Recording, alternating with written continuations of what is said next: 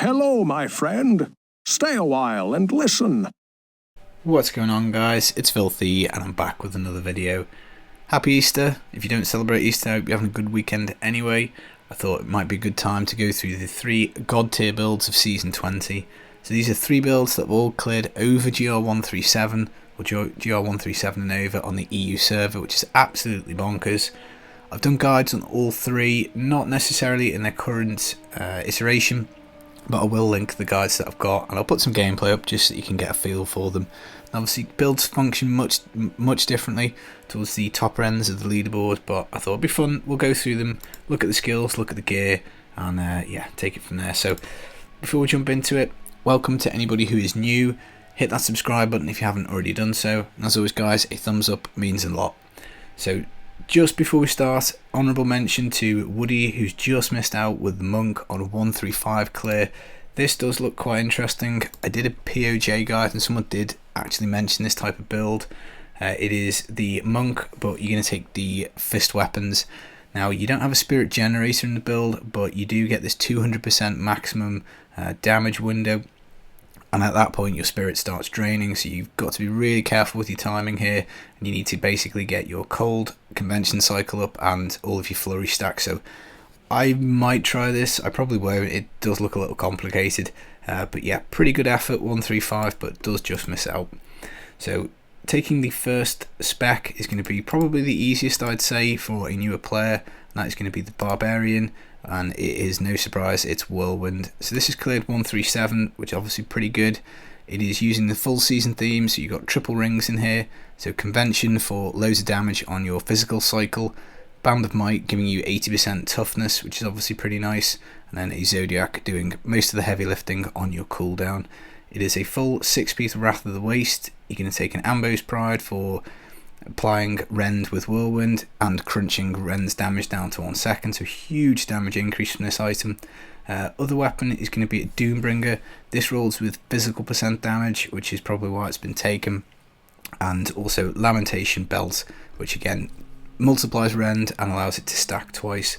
You're going to take Focus and Restraint, which is going to be another modifier because you're going to proc it with Ground Stomp, which generates Fury, and then Whirlwind, which spends it. So legendary gems are Bane of Trapped, the Taeguk, and also the Bane of the Stricken, and last jewellery piece is Flavour of Time. So doubles your pylons, which is really nice, and then physical damage here, physical damage on your amulet, and obviously on your Doombringer as well. Now you'll note that you get an awful lot of cooldown, an awful lot of area damage.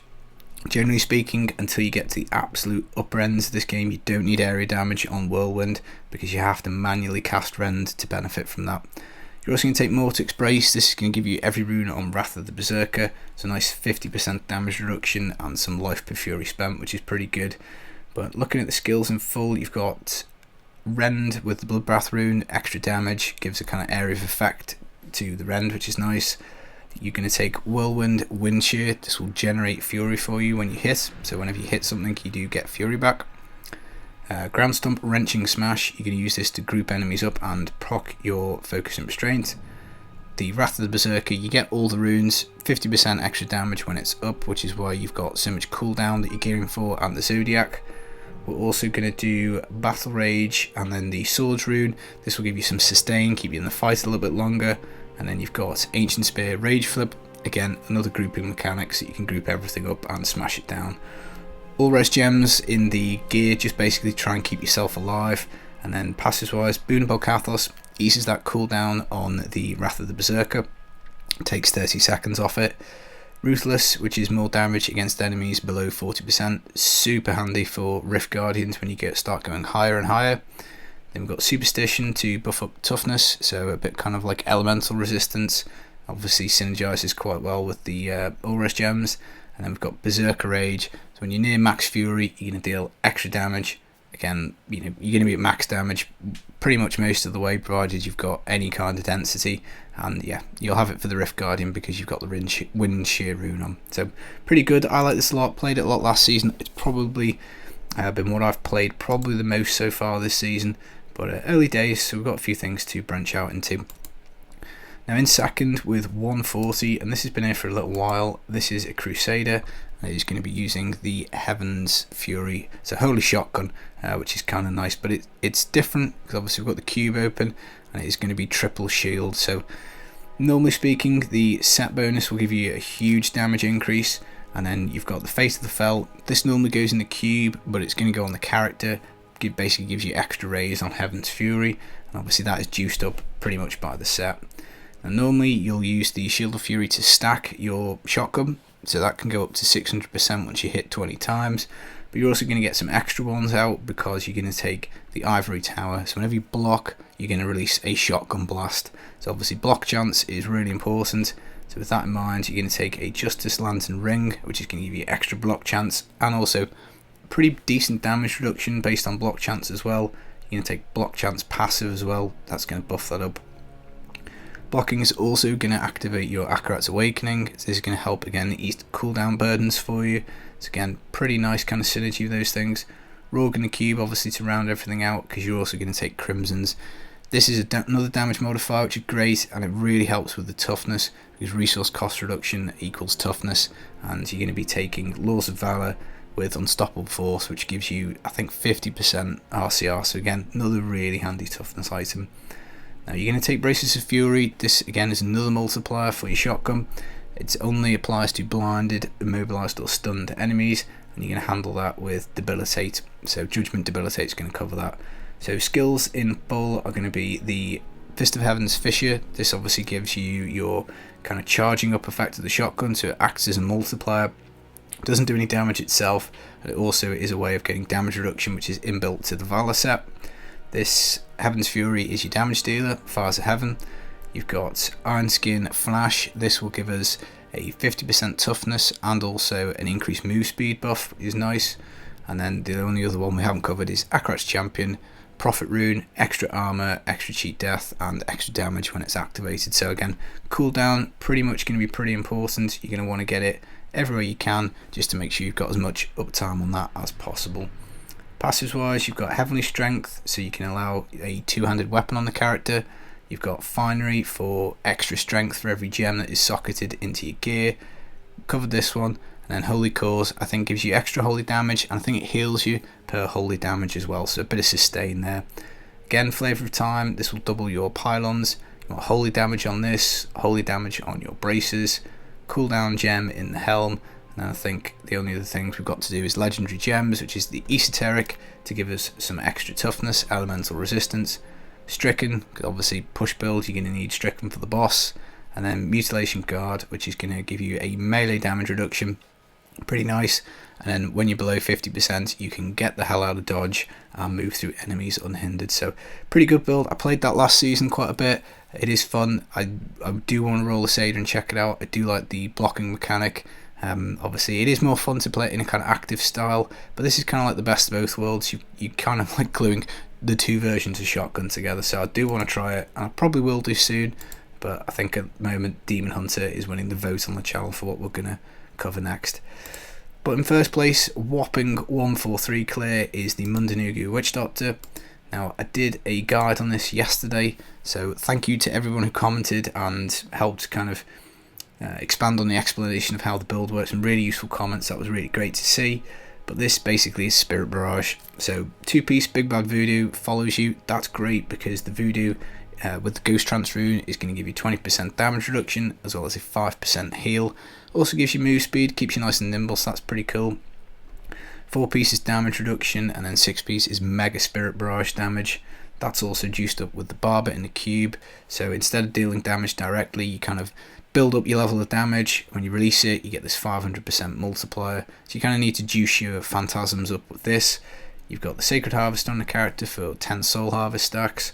And then you're going to take Gazing Demise. Again, another multiplier for Spirit Barrage. Gives you that Phantasm rune. It does increase the Manitou Spectre rate, but this player hasn't taken Manitou. But obviously still benefiting from the multiplier. Again, we see Crimsons, more damage and more toughness based on cooldown and resource cost rolls. So again, pretty standard kind of stuff. Traveler's Pledge and Compass Rose gives you toughness whilst you move, and also up to double damage when you stand still. Now, because the Phantasm rune you're getting from the Gazing Demise is actually a pet, that means you can take pet items. So you're going to take the Mask of Jerem, 200% extra damage for pets.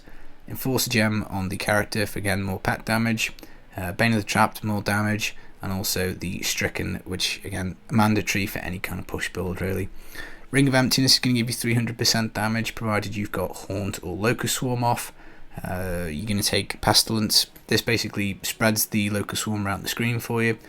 Really eases the mana cost, so you can take a rune for damage reduction, but I think this player in particular looks like the mana is the issue. We've got Lakumba's Ornament, which is going to give you 6% damage reduction for every Soul Harvest stack.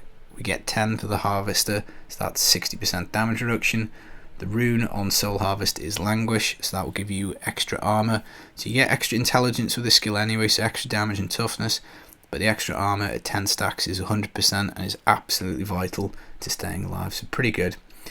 Now, the rest of the skills are Spirit Barrage. This ability is Whirling. This will give you mana back when you use it, so you'll see there's no kind of mana regen passive on there. So that's kind of how you're going to keep that up. We're then going to take Spirit Walk with Jaunt. This obviously activates the damage reduction on the 4-piece. Jaunt just basically lets it last a bit longer. Really nice for avoiding damage, big hits and explosions, that kind of thing, very nice. Tornadoes is a grouping skill. You'll use this to lock enemies in place, deal an extra 15% damage. And then looking at the passives, you've got the Cheat Death, just in case something goes wrong. You really don't want to be dropping your Soul Harvest stacks. Losing 60% damage reduction at high levels really hurts. You've got Blood Ritual, which I think converts mana spend into health. You pay some of your mana costs with life. We've got Grave Injustice. This does so much heavy lifting on the cooldown. It is one of the best passives in the game. When you kill something, you get 1 second off all your skill cooldowns. Absolutely incredible. You also get some life back as well, so it's a good source of sustain. And then Confidence Ritual, because you're generally going to be up close and personal because you're looking to get this Grave Injustice off. And you know, the Phantasms, they're pretty much static on the ground. They go around in a little area, so you kind of need to stand where they are so that they can do the damage for you.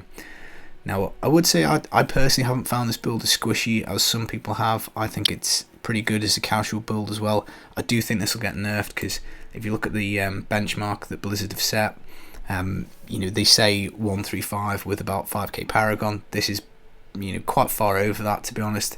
You know, maybe it gets another couple of levels on it for 5k Paragon, maybe more, hard to say, but it does look like it's overjuiced. Now the thing as well is it's not using the season theme. You know, you can play this off season exactly as it is and it still will perform exactly the same. So the other two builds did use the season theme, so from that regard, you know, I think this probably will get nerfed.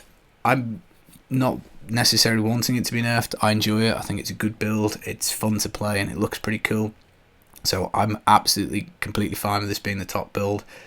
You know, let's just use some other stuff up, but I would be very surprised if it doesn't get nerfed. But be interesting to see what other builds will come up to kind of like this absolute god tier level for the season. But I think these three do look like pretty much the strongest builds in the game right now. So that's it, guys. I hope you enjoyed the video. Hope you found it useful or entertaining. Enjoy your holiday period, and I'll be back with some more content just as soon as I can. Take it easy. Peace.